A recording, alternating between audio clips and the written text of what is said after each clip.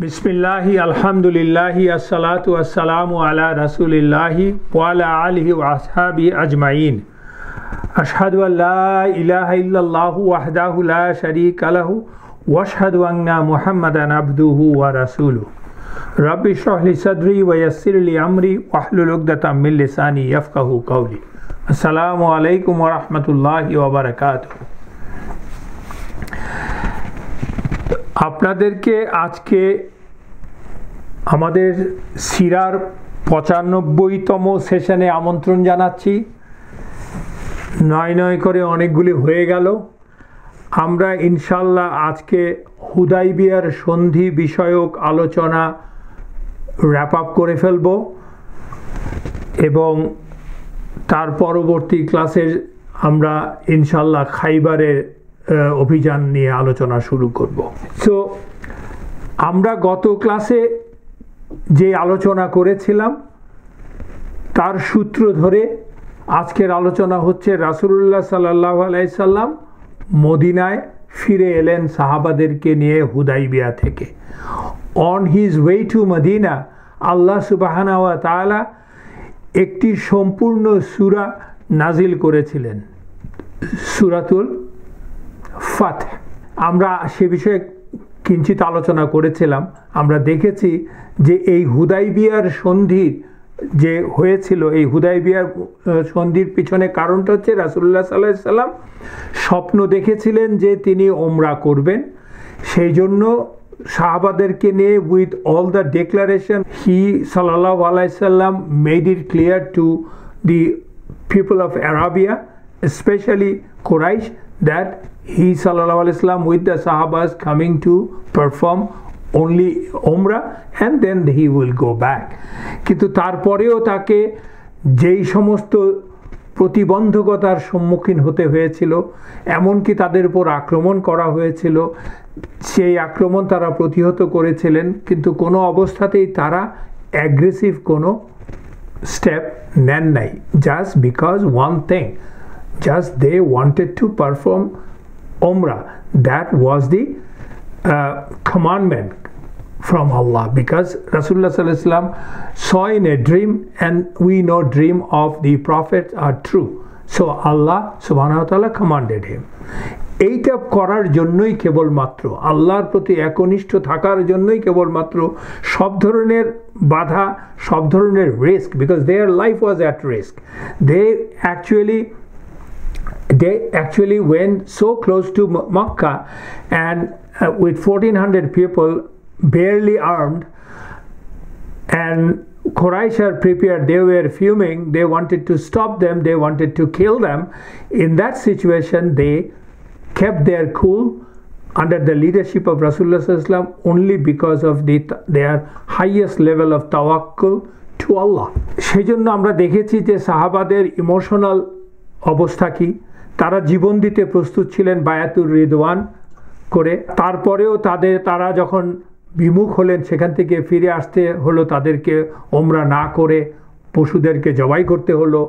তাতে করে তাদের মানসিক অবস্থার কি দুর্দান্ত, যেটাকে বলে মানসিক বিপর্যয় বলতে পারেন। কারণ ওমর রাদিয়াল্লাহু আনহুর মতো একজন মহান মানুষ, একজন এত এত এত শক্ত, এত পোক্ত, এত উন্নত মানের মুসলমান মুমিন, তিনি পর্যন্ত he lost it actually. কার কাছে he lost it? To on Rasulullah sallallahu alaihi wasallam. This was a serious offense actually. আল্লাহ সুবহানাহু ওয়া তাআলা কিন্তু এই পরীক্ষাতে তাদেরকে ফেলেছিলেন। This is the test from Allah, and তারা এই টেস্টে জিতেছিলেন। আল্লাহ সূরাতুল ফাতহ পরিষ্কার ভাষায় বলেছিলেন, তাদের ঈমান এত স্ট্রং ছিল, তার উপরে আল্লাহ তাদেরকে ঈমান আরো বাড়িয়ে দিয়েছেন। আল্লাহ বলেছেন, আল্লাহ was pleased with them, Allah forgave them, Allah forgave Rasulullah sallallahu alaihi wasallam his past, present and future. Allah forgave the people, those who participated in the Ridwan, Bayatul Ridwan or Bayatul Shajara, and also Hudaybiyah. And Allah assured them of Jannah in the same surah. Allah assured them of the victory in the dunya, the coming victories, where they will be attaining, they will be getting much more ghanima, worldly benefit, worldly wealth that they never thought of, that is coming in the Khaybar. So why Allah did that? Because Allah knows what a difficult situation they faced, their internal psychological emotional trauma of the Sahabas, and Allah subhanahu wa ta'ala knew that I need to reward them. Also Allah assured in the same surah, your Rasul saw the ruya, his vision was true, and you will perform the Umrah, you will enter into Makkah. So everything Allah had to basically lay out in this surah to not only to console, to give them the strength, and to let them know that Allah is happy with them, and of course Rasulullah sallallahu alaihi wasallam is happy with them. So now মদিনায় ফিরে গেলেন রাসূলুল্লাহ সাল্লাল্লাহু আলাইহি ওয়াসাল্লাম। আমরা আল ওয়াকিদি এবং ইবন সাদ থেকে বর্ণনা থেকে আমরা জানতে পারি যে এই অভিযানটা ছিল মূলত হুদাইবিয়াতে, তারা ছিলেন around 20 days, around 20 days in Hudaybiyah. Can you think of it? Under the open sky, sun, rain and everything. And total অভিযানটা লেগেছিল প্রায় 1.5 month. তো হুদাইবিয়াতে থেকে যখন মদিনায় ফিরে এলেন, ফিরে আসার পরে তো এই সন্ধিকে সমুন্নত রাখতে হবে, but Allah subhanahu wa ta'ala said it clearly in Quran that you will always be tested. Allah test কিন্তু শেষ নিঃশ্বাস ফেলার আগ পর্যন্ত মানুষ, স্পেশালি মুমিনদের জন্য, সবার জন্যই, মুমিনদের জন্য আল্লাহর test is endless, it will never end till your last breath. কিন্তু এই হুদাইবিয়ার সন্ধি হওয়ার পরে যদিও কোরাইশদের মধ্যে যে টান উত্তেজনা ছিল মুসলমানদের বিরুদ্ধে সবসময়, সেটা আস্তে আস্তে থিতিয়ে যেতে লাগলো। মুসলমানরাও কনফিডেন্স গেইন করতে লাগলেন, তাদের ইন্টারনাল যেটাকে বলে স্থিতাবস্থা, শান্তির সময়টা তারা ফিল করতে লাগলেন। তারপরেও টেস্ট শুরু হলো। ফার্স্ট টেস্ট ছিল আবু বাসির রাদিয়াল্লাহু আনহুকে নিয়ে। আবু বাসিরের পুরো নাম হচ্ছে আবু বাসির উতবা ইবন উসাইদ রাদিয়াল্লাহু আনহু। উনি ছিলেন মক্কায়, বন্দি অবস্থায় ছিলেন। Definitely he was tortured over there, but এই যে স্থিতি অবস্থা হলো, এই সুযোগটা নিয়ে উনি পালিয়ে এলেন হুদাইবিয়া, মানে মক্কা থেকে মদিনায়। এসে মদিনায় আসলেন আশ্রয়ের আশায়। তিনি হয়তো অতটা জানতেন কিনা যে এই চুক্তিতে কি আছে। আমরা জানি যে চুক্তির একটি অন্যতম প্রধান ক্লজ হচ্ছে যে ওরা বলেছে, কোরাইশরা বলেছে যে সোহাইল নিজে বলেছে, ওর ছেলের প্রেক্ষিতে আমরা পড়েছি সব কিছু এগুলো, তো বলেছিল যে মক্কা থেকে যদি কোনো মানুষ মাইগ্রেট করে যায় মদিনায়, হিজরা করে, সে মানে সোজা কথা, সে হিজরা করে মানে সে মুসলমান হয়ে যাবে, সে এক্সিস্টিং মুসলিম হোক আর নতুন মুসলমান হয়ে যে ওখানে যে মুসলমানের আশ্রয় নেয়, তাহলে তাকে ফেরত দিতে বাধ্য থাকবে রাসূলুল্লাহ সাল্লাল্লাহু আলাইহি ওয়াসাল্লাম। মানে রাসূলুল্লাহ সাল্লাল্লাহু আলাইহি ওয়াসাল্লাম ফিরিয়ে দেবেন সেটা না, ফিরিয়ে দিতে বাধ্য থাকবে। আর মদিনা থেকে যদি কেউ যায় মক্কায়, তাহলে তাকে কোরাইশরা ফেরত দিতে বাধ্য থাকবে না। এই হচ্ছে ক্লজটা। এটা জানুক আর না জানুক, আবু বাসির রাদিয়াল্লাহু আনহু চলে এলেন পালিয়ে মদিনায় আশ্রয়ের আশায়। তিনি যখন অনেক কষ্ট করে মদিনায় আসলেন, কিন্তু এদিক দিয়ে তার পালিয়ে যাওয়ার খবর পেয়ে তার পিছে পিছে কোরাইশরা 2 জনকে পাঠিয়ে দিল মদিনার দিকে, কারণ তারা রাসূলুল্লাহ সাল্লাল্লাহু আলাইহি ওয়াসাল্লামকে যে বলবে যে গিভ হিম ব্যাক, সেজন্য। এবং it is reported that Abu Basir রাদিয়াল্লাহু আনহু reached Medina couple of days before his pursuers. তাকে যারা ফলো করছিল তার 2 দিন আগে উনি পৌঁছেছেন, কারণ উনি আগে রওনা দিয়েছেন। যখন ওই 2 দিন পরে ওই 2 জন pursuers of Abu Basir radiyallahu anhu came to Medina and just went to Rasulullah sallallahu alaihi wasallam and said যে আপনি চুক্তির শর্ত মোতাবেক ওদেরকে ফেরত দিয়ে দিন। চাইলে তো ফেরত দিতেই হবে, ওরা আসছে ফেরত নেওয়ার জন্য। রাসূলুল্লাহ সাল্লাল্লাহু আলাইহি ওয়াসাল্লাম তখন আবু বাসিরকে ডেকে বললেন, ওরা তোমাকে নিতে এসছে, তুমি তো জানো ওদের সাথে করা চুক্তির শর্ত। তো আমরা চুক্তির বরখেলাপ করব না। I will not be treacherous. ইসলামের ট্রেচারি ইজ নট অ্যালাউড। আবু বাসিরকে আবার উনি বলেন, ও আবু বাসির, ধৈর্য ধারণ করো, আল্লাহর উপর ভরসা করো, ইত্তাকিল্লাহ আর হ্যাভ তাকওয়া অন আল্লাহ, নিশ্চয়ই তিনি তোমাকে এবং অন্যান্য দুর্বল যারা আছেন মক্কায় তাদেরকে সাহায্য করবেন, তাদের জন্য সহজ করে দেবেন, তুমি ফিরে যাও। কারণ কোরআনের সূরাতুল নাহালের 91 নম্বর আয়াতে কিন্তু আল্লাহ মুসলমানদেরকে, মুমিনদেরকে সাবধান করে দিয়েছেন। কি বলেছেন? আউযু বিল্লাহি মিনাশ শাইতানির রাজিম, বিসমিল্লাহির রহমানির রহিম, ওয়া আউফু বিআহদিল্লাহি ইযা আহাদতুম ওয়া লা তানকুদুল আইমানা বা'দা তাওকীদিহা ওয়া কাদ জাআলতুমুল্লাহা আলাইকুম কাফীলা ইন্নাল্লাহা ইয়ালামু মা তাফআলুন। আল্লাহ বলছেন যে ওয়াউফু বিআহদিল্লাহি, তোমরা আল্লাহর নামে যেই শপথ করেছো, you must fulfil that and do not break oaths after their confirmation. যখন কনফার্ম করেছো তখন তারপরে আর এটা ব্রেক করবা না এই ওথের। যেহেতু তোমরা আল্লাহকে তোমাদের উপর সাক্ষী রেখেছো, কাফিল জিম্মাদার করেছো, তোমরা যা করো নিশ্চয়ই আল্লাহ তা জানেন। তার মানেটা হচ্ছে it is obligatory upon the Muslim to keep their promises and we always promise in the name of Allah. মুসলিম তো অন্য কারণ আমি শপথ করতে পারে না, আল্লাহর নামেই করবে।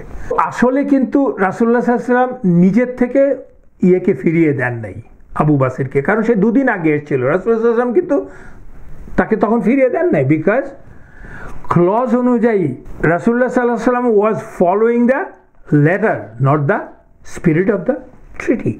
Letter of the treaty and the spirit of the treaty we know. Letter মানে যা লেখা আছে হুবহু অক্ষর অক্ষরে সেটাকে পালন করা, আর এর বাইরে একটা স্পিরিট আছে।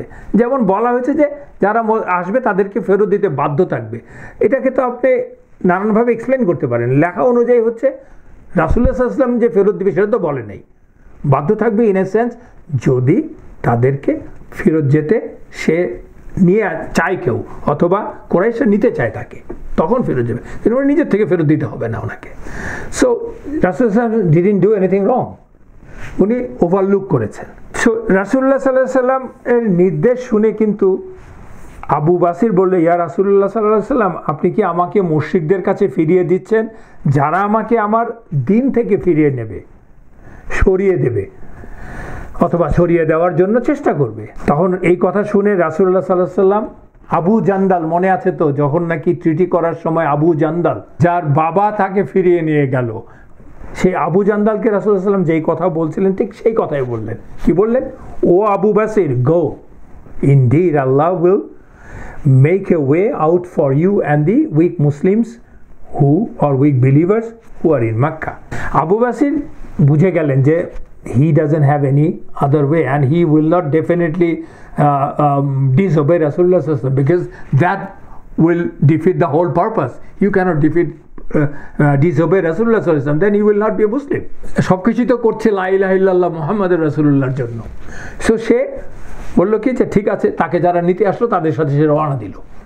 যাওয়ার সময় তাদের সাথে সে বন্ধুত্ব পাতানোর চেষ্টা করলো, কথাবার্তা বলছে, খোঁজখবর নিচ্ছে, তারা তো সবাই সবাইকে চেনে, মানে যেটাকে বলে গুড টকস আর কি, হ্যাঁ করে। কিন্তু তার মনে অন্য ফন্দি। যেতে যেতে যখন তারা দুল হুলাইফা তো মদিনার খুব কাছে, আমরা জানি দুল হুলাইফা মদিনার, এখন মনে হচ্ছে যেন এটা তো আমরা গাড়িতে যাই, এটা আমরা বুঝি না, কিন্তু হেঁটে যাওয়ার জন্য তো বা ঘোড়ায় চড়ে যাওয়ার জন্য তো দূরত্ব আছে একটু। যখন ওখানটায় যে পৌঁছানোর পরে ওই দুইজন কোরাইশের একজনের তলোয়ারটার দিকে তাকিয়ে আবু বাসির বলল, তোমার তলোয়ারটা তো খুব সুন্দর, আমি তো জীবনে কোনোদিন এত ভালো তলোয়ার দেখি নাই, can I check it out, মানে দেখতে পারি আমি একটু? তখন সে বলল যে সেও গর্বিত তার তলোয়ার নিয়ে, একজন যোদ্ধা তার তলোয়ার নিয়ে সবসময় গর্বিত। সে বলল যে ইয়াস, টেক এ লুক। তখন আবু বাসিরের কাছ থেকে তলোয়ারটা দিল, আবু বাসির জাস্ট চোখের পলকে ওই লোকের গর্দান ফেলে দিল, মানে এবং হি ওয়াজ ডেড, হি ওয়াজ কিলড। এবং তার যে পার্টনার ছিল পুরো ব্যাপারটা এতই অকস্মাৎ ঘটলো, ঘটনার আকস্মিকতায় সে বিচলিত হয়েছে, দৌড়ে চলে আসলো রাসূলুল্লাহ সাল্লাল্লাহু আলাইহি ওয়াসাল্লামের কাছে। মসজিদে নববীতে এসে চিৎকার করে বলতে লাগলো, আবু বাসির আমার সাথীকে মেরে ফেলেছে, আমার পার্টনারকে মেরে ফেলেছে, আমাকেও হত্যা করতে আসছে, আমাকে রক্ষা করুন প্লিজ, আমাকে সেভ মি। এই কথা যখন যে বলছে তখন পিছন পিছন আবু বাসির রাদিয়াল্লাহু আনহু চলে এসছেন। এসে রাসূলুল্লাহ সাল্লাল্লাহু আলাইহি ওয়াসাল্লামকে তিনি বললেন, ইয়া রাসূলুল্লাহ, আপনি আপনার ওয়াদা রক্ষা করেছেন, কিন্তু আল্লাহ আমাকে পালাতে সাহায্য করেছে, আল্লাহ আমাকে বাঁচিয়ে দিয়েছে। সো আমি ওদেরকে আমার ধর্ম থেকে আমাকে বিচ্যুত হতে দেব না, I am not going to go. ওর এই অবস্থা দেখে রাসূলুল্লাহ সাল্লাল্লাহু আলাইহি ওয়াসাল্লাম বললেন, woe to his mother, it is an expression, ওর মায়ের ধিক, ওর মায়ের, it can have positive and negative both meaning। ওকে দেখিয়ে বলছে ওর মায়ের ধিক, ওর মায়ের, কি সাহসী যোদ্ধা, কোনো সহযোগী পেলে ও যে কোনো সময় যুদ্ধ বাঁধিয়ে দিবে, মানে ওর সম্বন্ধে বলছেন আর কি। সে এই কথা শুনে আবু বাসির বুঝতে পারলো যে if he wants to really save himself from Makkans, he has to go away from Medina। মদিনায় থাকলে পাঠিয়ে দিতেই হবে তাকে। সে দ্রুত মদিনা থেকে পালিয়ে গেল। মদিনা ছেড়ে পালিয়ে সে যেই জায়গাটায় গেল সেটা হচ্ছে সাইফ আল বাহার। সাইফ আল বাহার হচ্ছে basically by the shore of Jeddah. তো সেই শোরের কাছাকাছি একটা অঞ্চলে সে চলে গেল। সেখানে গিয়ে হি স্টার্টেড প্ল্যানিং, মানে ওকে তো সার্ভাইভ করতে হবে। এবং এই যে পালিয়ে গেল সেই খবরটা দ্রুত মক্কায় চলে গেল। মক্কায় যাওয়ার পর যেসব মুসলমানরা এখানে অবরুদ্ধ ছিলেন তাদের মনেও একটা আশার আলো জাগলো, কারণ ওরা তো স্পষ্ট বুঝতে পারছে যে আবু বাসির কি করেছে। কারণ মদিনায় আসলে তাকে ফিরে যেতে হবে যদি তার কুরাইশরা তাকে নিতে আসে, কিন্তু আবু বাসিরের মতো যদি অন্য জায়গায় চলে যায় তাহলে তো রাসূলুল্লাহ সাল্লাল্লাহু আলাইহি ওয়াসাল্লামের সাথে চুক্তি অনুযায়ী রাসূলুল্লাহ সাল্লাল্লাহু আলাইহি ওয়াসাল্লাম বাধ্য না ওদেরকে ফিরিয়ে দিতে, কারণ তারা তো রাসূলুল্লাহ সাল্লাল্লাহু আলাইহি ওয়াসাল্লামের আন্ডারে না, অন্য জায়গাতে।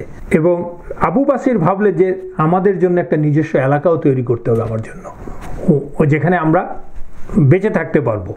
তখন এই খবর শুনে সেই আবু জান্দাল রাদিয়াল্লাহু আনহু, যিনি হুদাইবিয়ার ময়দান থেকে ফেরত যেতে বাধ্য হয়েছিলেন তার বাবার জন্য, সেই আবু জান্দাল রাদিয়াল্লাহু আনহু আবার তিনি তককে ছিলেন। তিনি তার বাবার জেলখানা থেকে ভেঙে বেরিয়ে আসলেন, দ্রুত এসে আবু বাসির রাদিয়াল্লাহু আনহুর সাথে জয়েন করলেন সেই সাইফ আল বাহারে।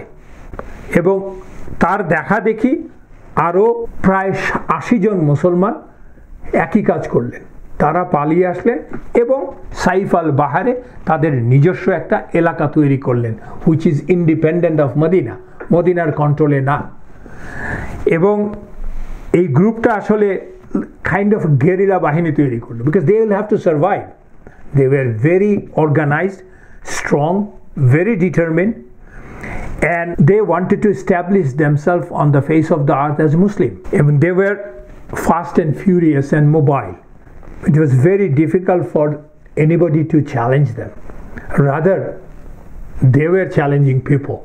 এবং ওদের লক্ষ্যটাই ছিল, প্রধান লক্ষ্য ছিল কুরাইশদের বাণিজ্য কাফেলা ধরে, কারণ কুরাইশদের বাণিজ্য কাফেলার মধ্যে তাদেরও সম্পত্তি আছে।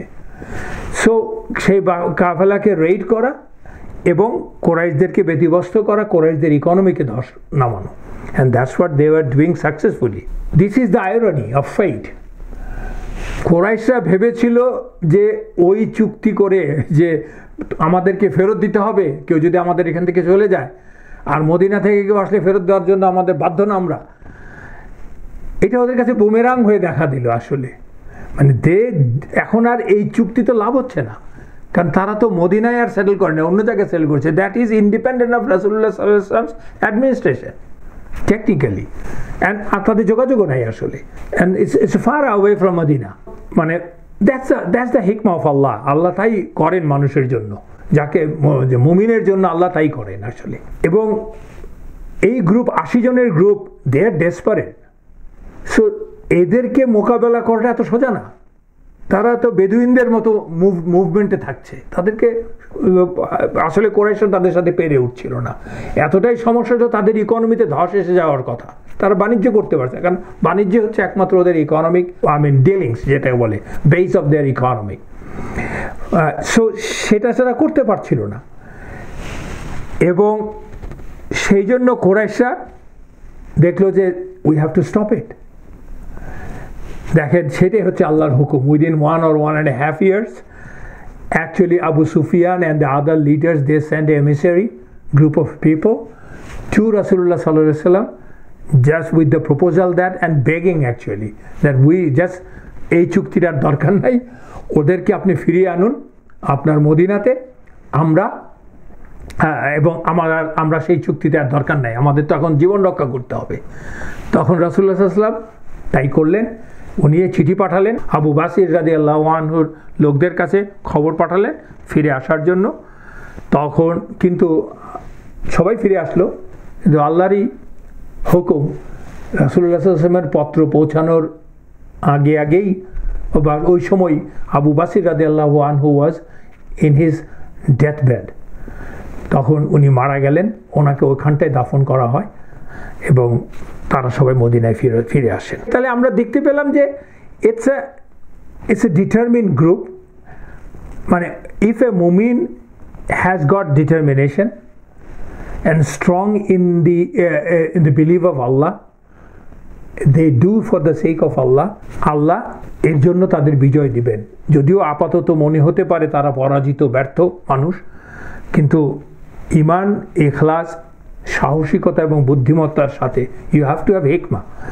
যদি you stand your ground, you do stuff, Allah rewards you. এই এক আবু বাসির রাদিয়াল্লাহু আনহু আসলে মক্কায় অবরুদ্ধ সকল মুসলমানের জন্য একটি আলোকবর্তিকা। মানে people could think of coming out of that operation and join and go somewhere and live their life independently and worship Allah alone. এবং দেখেন, আল্লাহ সুবহানাহু ওয়া তাআলা কিন্তু ইভেন্চুয়ালি তাদেরকে হেল্প করেছেন, and that's the sunnah of Allah. If you have taqwa, if you are steadfast in your resolve, then Allah is going to help you, and Allah promised that actually. যেমন আল্লাহ সুবহানাহু ওয়া তাআলা এই same সূরাতুল নাহলের 128 নম্বর আয়াতে বলেছেন, আরো অনেক জায়গায় বলেছেন, ইন্নাল্লাহা মাআল্লাযীনা তাকাউ ওয়াল্লাযীনা হুম মুহসিনুন। Indeed, Allah is with those who have taqwa of Him, ফিয়ারও বলতে পারেন, and those who are doers of good, যারা মুহসিনুন মানে যারা ভালো কাজ করেন, doers of good, সৎকর্ম করেন, তাদেরকে সাথে আল্লাহ তাদের সাথে সবসময় থাকেন।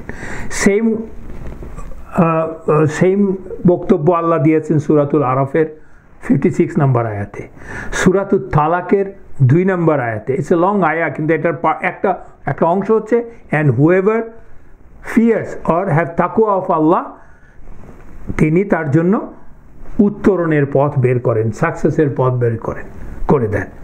তারপরে সূরাতুল আনকাবুতের 29 সূরার 69 আয়াতেও সেই কথাই আল্লাহ বলেছেন, ওয়াল্লাযীনা জাহাদু ফিনা লানাহদিয়ান্নাহুম সুবুলানা ওয়া ইন্নাল্লাহা লামাআল মুহসিনিন।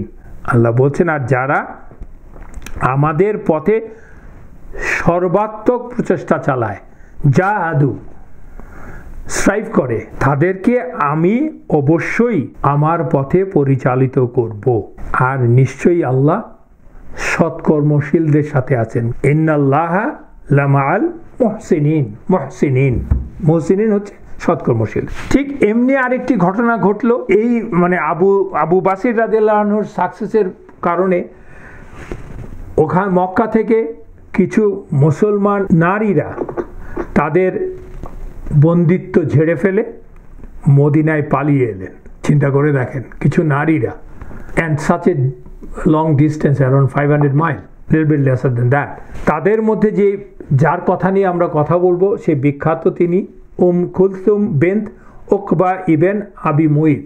উকবা ইবন আবি মুইত সম্বন্ধে আমরা বলেছি, they are famous people, they were famous at that time, they were the leaders. তার কন্যা কুলসুম বিনত উকবা ইবন আবি মুইত, তখন উনি চলে আসার পরে অন্য নারীরা আসার পরে মক্কার মুশরিকরা আসলো, এসে বললো আমাদের মহিলাদেরকে ফেরত দাও। কিন্তু রাসূলুল্লাহ সাল্লাল্লাহু আলাইহি ওয়াসাল্লাম দিস টাইম ওদেরকে ফেরত দিলেন না, because they are the women, believing women.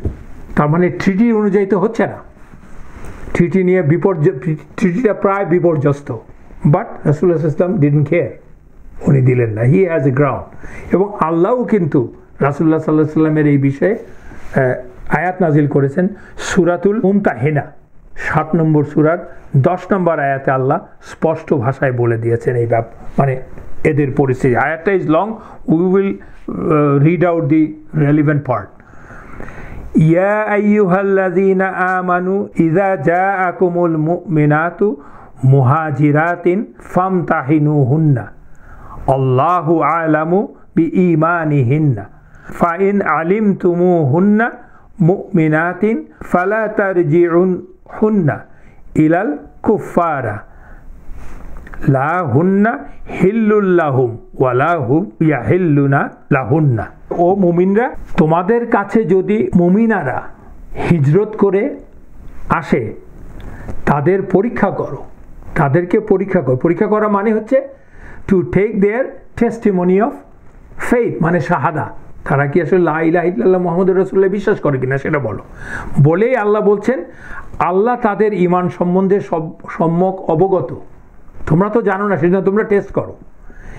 এবং তোমরা যদি জানতে পারো যে তারা মুমিনা, তাহলে তাদেরকে কাফেরদের কাছে ফেরত দিও না, কারণ তারা ওদের জন্য হালাল নয়। মানে একজন মুমিন, একজন মুসলিম নারী একজন নন মুসলিমের জন্য, ডেফিনেটলি মুশরিকদের জন্য তো হালাল নয়, এবং ওরাও তাদের জন্য হালাল নয়। তার মানে রাসূলুল্লাহ সাল্লাল্লাহু আলাইহি ওয়াসাল্লাম যেই কাজটা করেছেন, he did the right thing. এবং এই চুক্তি অনুযায়ী কিন্তু he did the right thing in a way. কেন? যখন এরকম ট্রিটি লিখে, সাধারণত মেন বলেই লিখে, ম্যান অর মেন, মানুষদের সম্বন্ধে, এর মানে কিন্তু কভার করে সব কিছু, man and women both. But this is the letter of the treaty, রাসূলুল্লাহ সাল্লাল্লাহু আলাইহি ওয়াসাল্লাম ইজ ফলোইং দ্য লেটার। যেহেতু ওমেন সম্বন্ধে মেনশন নেই, রাসূলুল্লাহ সাল্লাল্লাহু আলাইহি ওয়াসাল্লাম following the letter of the text, not the spirit. Spirit হলে তো মহিলাদেরকে উনি ফেরত দিতেন, উনি করেন নাই। He avoided it because of reason. You can't return back the Muslim women, because women are more vulnerable in the society, and Allah said that Muslim women are not halal for the non-Muslim men, and Allah knows best. There is I mean, you can talk about it from the fiqh point of view, Sharia point of view, and this is not the class, we will not talk about it here. এবং আল্লাহ শুধুমাত্র যে রাসূলুল্লাহ সাল্লাল্লাহু আলাইহি ওয়াসাল্লামের কাজটাকে approve করেছেন তা না, শুধু উনি অন্য সবকিছু, ওই চুক্তির সবকিছু বাতিল করে দিয়েছেন আসলে, স্পেশালি ওমেনদের ব্যাপারে। এবং সেটা উনি ক্লিয়ার করেছেন এর পরবর্তী এই সূরারই আমরা 10 নম্বর আয়াতের কথা বললাম, মুমতাহিনার 12 নম্বর আয়াতে উনি ক্লিয়ার করেছেন আল্লাহ। দেখেন, এই ঘটনা ঘটার পরে যখন এটা ক্লিয়ার হয়ে গেল যে মানে মহিলাদেরকে ফেরত দিতে হবে, তখন ওমর রাদিয়াল্লাহু আনহু যেটা করলেন, উনি কিন্তু ইসলামের পূর্বে যে বিয়ে করেছিলেন, উনি নন মুসলিম, নন বিলিভিং ওয়ামেন উনি বিয়ে করেছেন। He had 2 wives, those who didn't want to believe in লা ইলাহা ইল্লাল্লাহ। উনি তাদেরকে এই ঘটনার পরে ডিভোর্স করলেন। ডিভোর্স করলে বললেন যে you go, he didn't force, he said if you don't want to convert to Islam then you go. উনি ডিভোর্স করে দিলেন এবং তারা চলে গেলেন। এবং তাদের একজন বিয়ে করলো মুয়াবিয়া ইবনে আবু সুফিয়ান, বিগ গাই, এবং আরেকজন বিয়ে করলো সাফওয়ান ইবনে উমাইয়া, বোথ আর লিডার্স।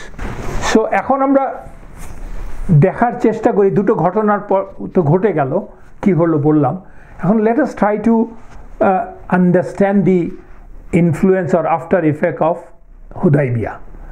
এর প্রভাবটা কি হলো, এর সুফল কি, মুসলমানদের জন্য কি হলো, ইসলামের জন্য কি হলো, একটু আলোচনা করার চেষ্টা করি আমরা। মুসলমানদের সাথে যেই মুহূর্তে কুরাইশরা চুক্তি করতে চাইলো, তার মানেই হলো তারা মুসলমানদেরকে রেকগনাইজ করলো, কারণ they are big brothers, right, super power ওইখানে। তার মানে হলো মুসলমানদেরকে ওরা রেকগনাইজ করলো। স্পেশালি মুসলমানদের strength, power and influences of Muslim in the Arab society was a reality at that time. Because Quraish has recognise that. এবং কোরাইশরা তাদের যেই প্রধান বিষয়টা হচ্ছে তাদের ধর্মীয় নেতৃত্ব, এটা তারা আর বজায় রাখতে পারছিল না, কেবলমাত্র তাদের নিজেদের মধ্যে ছাড়া। এই কারণে আশেপাশের অন্যান্য যত মুশরিক ট্রাইব আছে তারাও মুসলমানদেরকে অ্যাকচুয়ালি শুধু সমীহই করতে লাগলো না, তারা কোরাইশদেরকে ফলো করলো এবং মুসলমানদের দিকে এগিয়ে আসলো, যাকে বলে আর কি সাবমিসিভ হয়ে গেল। আরেকটা জিনিস খেয়াল করে দেখেন, চুক্তির ফলে যে জিনিসটা ঘটলো, একটা শান্তিপূর্ণ পরিবেশ অবস্থা তৈরি হলো, কোনো যুদ্ধ নাই 10 বছর ধরে হবে না, এবং মুসলমান এবং অমুসলমানদের মধ্যে স্বাভাবিক মেলামেশা লেনদেন শুরু হয়ে গেল। তারা তো এমনিতেই একে অন্যের সাথে আত্মীয়তার সূত্রও আছে, তাছাড়াও শুরু হয়ে গেল। এবং ভাবের আদান প্রদান, মানুষের সাথে মানুষ যখন মিশতে থাকবে তখন তাদের ভাবের, তাদের চিন্তা চেতনার জিজ্ঞেস করবে যে what you are doing as a Muslim, what you are doing, they will see that and they will ask you what is your philosophy, why you are doing this, all these questions. So সেটা খোলা মনে আলোচনা হওয়া শুরু হয়ে গেল। That opened the opportunities for the people who are open minded. সবাই তো আর যেটাকে বলে কুপমণ্ডুক না, সবাই তো আর ন্যারো ভিশনের লোক না, যারা ওপেন মাইন্ডেড তারা চিন্তা করতে লাগলো, we are seeing the social because আগে তো মানুষ দেখবে সোশ্যাল বিষয়টা, পরে না তার স্পিরিচুয়াল বিষয়টা দেখবে। তো সোসাইটিতে মুসলমানদের মধ্যে জাস্টিস ইজ প্রিভেইলিং, এবং তারা মানে তাদের বিশ্বাস, মুসলমানদের বিশ্বাসের মধ্যে কোনো রকমের ফুফু জিনিস নাই, কোনো রকমের কনফিউশন নেই। লা ইলাহা ইল্লাল্লাহ, there is no confusion, straight and simple and clear believe, এবং এটার মধ্যে কমপ্লিকেসি নেই। এগুলো দেখে একজন খোলা মনের মানুষরা আস্তে আস্তে ইসলামের প্রতি তাদের আকৃষ্ট হতে লাগলো, এবং তারা দ্রুত গতিতে আসলে মুসলিম হতে লাগলো। এর প্রমাণটা হচ্ছে যেটা আমরা জাবির ইবনে আব্দুল্লাহ রাদিয়াল্লাহু আনহু থেকে জানতে পাই। উনি বলছেন যে ওই 2 বছরের মধ্যে, মক্কা বিজয়ের আগ পর্যন্ত 2 বছরের মধ্যে গত 19 বছরের সমান সংখ্যক বা তার চেয়ে অনেক বেশি গুণ মানুষ ইসলাম গ্রহণ করলো। আর এটার প্রমাণ হলো রাসূলুল্লাহ সাল্লাল্লাহু আলাইহি ওয়াসাল্লাম হুদাইবিয়াতে গিয়েছিলেন 1400 সাহাবা নিয়ে, আর উনি মক্কা অভিযানে গিয়েছিলেন 10,000 সাহাবা নিয়ে। So we can say it is a জিহাদ ইন পিস, জিহাদ ইন পিস, শান্তির জিহাদ যাকে বলে। আর মুসলমানদের উদ্দেশ্যটা কি ছিল আসলে? ইসলামের আসল উদ্দেশ্যটা কি? আসল উদ্দেশ্য হচ্ছে মক্কা দখল করা তাদের পায়তার না। মক্কা দখল করে লাভটা কি যদি লা ইলাহা ইল্লাল্লাহর বাণী ওখানে প্রতিষ্ঠিত না হলো? দখল করা তো করতেই হয়তো পারে, এক সময় করে ফেলবে। সো মুসলমানদের দখলের বিষয় না, জায়গা স্থান দখল, বিল্ডিং দখল কোনো বিষয় না।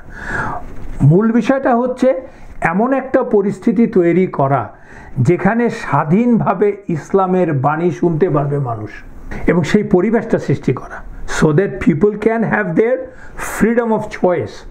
আমরা যে বলি freedom of choice থাকতে হবে in choosing the religion. Also people should have the freedom of religion at the same time, practice করার জন্য। এবং এই হুদাইবিয়ার চিঠি কিন্তু ওই দোয়ার উন্মুক্ত করে দিল। যেহেতু যুদ্ধ করবে না, মানুষ কথাবার্তা শুনছে, বিনিময় হচ্ছে ভাবে, ভালো লাগলে ইসলাম গ্রহণ করবে, ভালো না লাগলে করবে না, আল্লাহ গাইড করলে করবে, নালে করবে না। That proves that Islam flourishes, Islam thrives, Islam spreads more in the peace than the war time. এবং আল্লাহর সেই কথা সূরাতুল কাহফের 29 নম্বর আয়াতের একটি অংশ, ফামান শাআ ফাল ইউমিন ওয়ামান শাআ ফাল ইয়াকফুর, মানে যার ইচ্ছা, ফামান শাআ, whoever wishes, fal yumin, let him believe, waman sha fal yakfur, যার ইচ্ছে সে let him disbelieve, but সেই ইচ্ছাটা হতে হবে স্বাধীন, not influenced by media, concentration camps, not by the governmental pressure. I mean, you name it, it has to be free. That's the reason Muslim only want that let people read and listen to the Quran, life of Rasulullah sallallahu alaihi wasallam. That's enough, and let them do it in an unbiased way. Don't influence them. ওইটাই তৈরি করা। ইসলামের এই যে সার্বজনীন মূলনীতি, এটা দেখে তো মানুষজন, বললাম যে ইসলামে দ্রুত দাখিল হচ্ছে। আর যাদের intellectual capabilities high in a sense, and যাদের অন্তর খোলা, শুধু ইন্টেলেকচুয়াল হলেই তো হবে না, অন্তরটা খোলা হতে হবে। আমরা মুখে মুখে বলি, brother I don't have any prejudice, I haven't come up with my baggage. These are most of the time these are not true. যদি সত্যিকার অর্থে আমি মুক্ত মনের অধিকারী হই, মুক্তমনা মানে এই না যে আমারটা মানলে আপনি মুক্তমনা, নাহলে আপনি না, ইটস নট দ্যাট। তাহলে কিন্তু you will accept the truth. সত্যকে তো অ্যাকসেপ্ট করতেই হবে। সেজন্য মানুষকে আশরাফুল মখলুকাত বলা হয়, সৃষ্টির সেরা জীব। You accept the truth if you know what is true. তো সেটাই ঘটলো সেই চিরশত্রু মহাবীর খালেদ ইবনে ওয়ালিদ রাদিয়াল্লাহু আনহুর কাছে। এতদিন ইসলামের বিরুদ্ধে সম্মুখ সমরে যুদ্ধ করে এখন উনি ইসলাম গ্রহণ করলেন। তার সাথে আমর ইবনে আল-আস, বিখ্যাত সাহাবা, তিনিও ইসলাম গ্রহণ করলেন। আরেকটা জিনিস দেখেন এখান থেকে জানার বিষয়, arrogance of people is a curse. Arrogance come with ignorance. এই যে কুরাইশরা যখন আলোচনা চলছিল, আমরা পড়েছি, যাদেরকে ওরা আলোচনা করতে পাঠিয়েছিল বা যারা ওদের হয়ে আলোচনা করতে এসেছিল রাসূলুল্লাহ সাল্লাল্লাহু আলাইহি ওয়াসাল্লামের সাথে এই ওমরার ব্যাপারে, তাদেরকেই কিন্তু কুরাইশরা যাচ্ছে তাই দুর্ব্যবহার করেছে, আমরা আলোচনা করেছি। এবং what happen, this people when they met রাসূলুল্লাহ সাল্লাল্লাহু আলাইহি ওয়াসাল্লাম, saw the sahabas, even after their differences, even after their so-called animosities, these guys were open-minded. They saw what happened. And on top of that, যখন এই কুরাইশরাই যাদের জন্য তারা আসলো, মানে আমরা বলি না যার জন্য করলাম চুরি সেই আমাকে দোষী সাব্যস্ত করলো আর কি। তার এটা করাতে কি হলো, তারা কুরাইশদের উপর চেতে গেল। যেমন আল হুলাইস ইবেন আল কামার ঘটনা আমরা জেনেছি, যেমন বুদাইল ইবেন ওয়ারাকা আল খুজাইর ঘটনা আমরা জেনেছি। তারা এবং তাদের ট্রাইব কুরাইশদের থেকে সরে গেল, ওদেরকে পিঠ দেখিয়ে দিল। That's the thing Allah did with them. So কি অ্যাডভান্টেজ মুসলমানরা পেল, আমরা অনেক অ্যাডভান্টেজের কথা অলরেডি বলে ফেলেছি, তাও দু একটাকে আমরা একটু হাইলাইট করতে চাই। এই হুদাইবিয়ার সন্ধি হওয়ার ফলে অ্যাডভান্টেজগুলো যা পেল, তার মধ্যে একটা হচ্ছে যে মুসলমানরা এই প্রথমবারের মতো অন্য সমস্যার দিকে দৃষ্টি দিতে পারলেন। কুরাইশরাই তো একাই এই আরবে না, যেমন খাইবারে বনু নাদির তো গিয়ে খাইবারে আশ্রয় নিয়েছিল, বনু কাইনুকা খাইবারে গিয়ে আশ্রয় নিয়েছিল অনেকেই, আমরা এগুলো আলোচনা করেছি, এসেছে আমাদের কাছে, খন্দকের যুদ্ধের সময় আমরা পড়েছি। তো এবং খাইবারের নিজস্ব ইহুদিরা ছিল। Khaybar was the green lush rich land, and they were famous for their rich land and the dates, also their huge fortresses, অনেক বড় বড় দুর্গ ছিল, দুর্গবাসী ছিল। এরা তখন প্ল্যান করছিল, সবাই রিগ্রুপ করছিল, আশেপাশে গাতাফান এবং অন্যান্য সবাইকে নিয়ে তারা চাচ্ছিল যে আবার আক্রমণ করতে মদিনাকে। রাসূলুল্লাহ সাল্লাল্লাহু আলাইহি ওয়াসাল্লাম has now the opportunity to go after them and their allies. এই সুযোগে প্রথমবারের মতো না হলেও খুব ভালো মতো সুযোগ পেল রাসূলুল্লাহ সাল্লাল্লাহু আলাইহি ওয়াসাল্লাম নিজেদের শক্তিশালী করার জন্য, both in man power and weapons. ম্যান পাওয়ারকেও স্ট্রেন করা, অস্ত্রশস্ত্র কেনা, ম্যান পাওয়ার জড়ো হচ্ছে, আস্তে আস্তে যোগ দিচ্ছে ইসলামে। সো এই সুযোগটা আসলো রাসূলুল্লাহ সাল্লাল্লাহু আলাইহি ওয়াসাল্লামের কাছে, এবং যার কারণে কিনা আরও গ্রেটার এক্সপিডিশন অ্যান্ড অ্যাচিভমেন্ট মুসলমানরা করতে পারলো খুব দ্রুত। সেটা হচ্ছে, একটা উদাহরণ হচ্ছে যেমন মোতার যুদ্ধ কিন্তু মুসলমানদের জন্য ওয়াজ এ হিউজ ভিক্টরি, এবং পুরা যেটাকে বলে open the Arabian peninsula for the Muslims. শুধু তাই না, রাসূলুল্লাহ সাল্লাল্লাহু আলাইহি ওয়াসাল্লাম এখন মনোযোগ দিলেন ইসলামের দাওয়াত আরব ভূমির বাইরে ছড়িয়ে দেওয়ার জন্য। তিনি প্রায় 12 জন লিডারের কাছে, আশপাশের সেই পরাশক্তি থেকে শুরু করে অন্যান্য লিডারদের কাছে পত্র পাঠালেন ইসলামের দাওয়াত দিয়ে, জানিয়ে আমরা আলোচনা করব ইন ডিটেল। তাদের মধ্যে যেমন রোমানদের, বাইজেন্টাইনদেরকে, রোমানদেরকে, পারস্যের রাজাদেরকে, ইজিপ্টের রাজাদেরকে, সবার কাছে উনি পাঠালেন তার দাওয়াত, ইসলামের দাওয়াত। দেখেন এই চুক্তি কতটা, আল্লাহ যে বলছে ফাতহা মুবিনা, ইন্না ফাতাহনা ফাতহাল মুবিনা, এই ফাতহা মুবিনা মানে ইটস এ ক্লিয়ার ভিক্টরি। আল্লাহ বলছেন this are the sign of clear victory. এবং আশপাশের ট্রাইবরা, আরবের অন্যান্য লোকরা, আরবের আশপাশের লোকরা মুসলমানদেরকে প্রথমবারের মতো জানতে পারছে এবং ওরা বুঝে গেছে there is another force which is more disciplined, more adamant, more determined, and they are good people, সেটা জানতে গেছে, জেনে গেছে। এবং আরব মানেই যে কোরাইশদের প্রভাব তা না, তারা বুঝে গেছে যে মুসলমানরাই হচ্ছে এখন প্রভাবশালী। Ultimate benefit, final benefit of Hudaybiyah, one of the, or you can say final, or the greatest success is the কি সেটা ফাত মক্কা, মক্কার বিজয়।